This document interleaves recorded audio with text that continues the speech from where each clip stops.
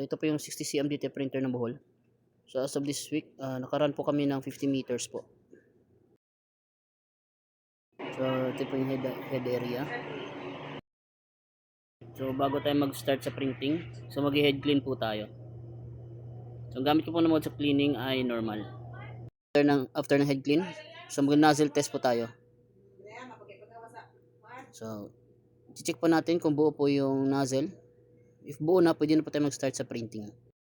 So dito po yung EBR. So 2020 volts po, dito po nakasaksak yung DTF.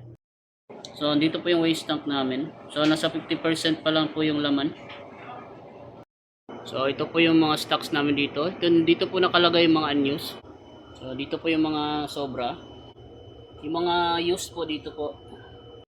So ito po yung daily output record namin. So ito po yung nagamit namin. So ito po yung maintenance checklist namin. So updated naman po.